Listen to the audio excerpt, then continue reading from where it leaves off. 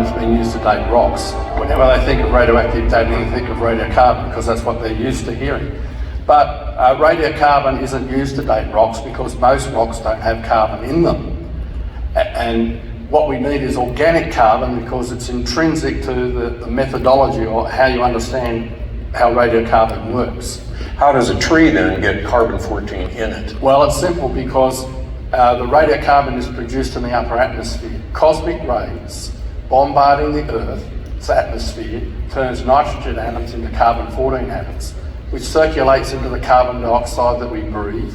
And so it's also taken in by the plants during photosynthesis. So it's in the wood, it's in the leaves, it's in the vegetables we eat. Animals take it into their bodies, so it's in the animals that we eat, so it gets into our bodies. So not only are all these plants around us radioactive with radiocarbon, but we are ourselves. So you have it, I have it. Correct. And as long as we live, we're taking more radiocarbon into our bodies. But when we die, we stop taking radiocarbon into our bodies. And so a dinosaur dies, it stops taking in radiocarbon, and then over the thousands of years, it's getting less and less radiocarbon. And as I said before, after 90,000 years, there should be no radiocarbon left in dinosaur bones. If every atom of the Earth was radiocarbon, it all would have decayed away in less than 1 million years. So if you already believe the fossils, dinosaur fossils, the coal beds, all those things are millions of years old, you wouldn't expect to find any radiocarbon in them.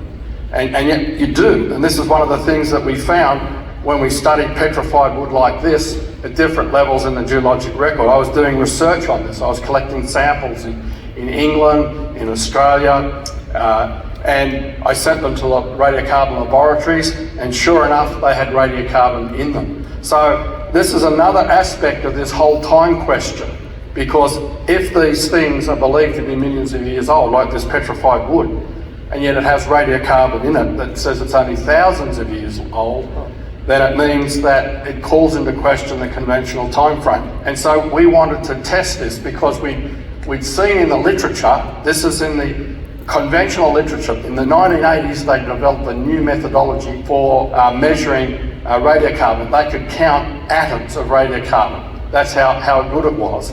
But they wanted to be sure that they weren't getting any contamination in their laboratories. And so they took samples like petrified wood, they took samples of dinosaur bones and coal and oil and natural gas and limestone even, and they put them in their equipment, and every sample they tested had radiocarbon in it. And this was reported in the literature, and they ignored it. So in our research, we decided, well, we'll test that for ourselves. We wanted to be sure that this wasn't an artifact of a conventional experimental method. So we selected samples from 10 different coal beds around the United States, some coal beds that were conventionally as young as 40 million years, some coal beds that were conventionally over 300 million years old. And when we tested them for radiocarbon, they had radiocarbon in them, and they all yielded the same radiocarbon age, which meant that these plants must have all lived at the same time and died at the same time.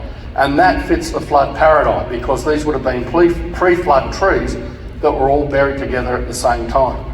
But we went further. We thought, okay, let's test out some material that's come from inside the Earth that's got carbon in it.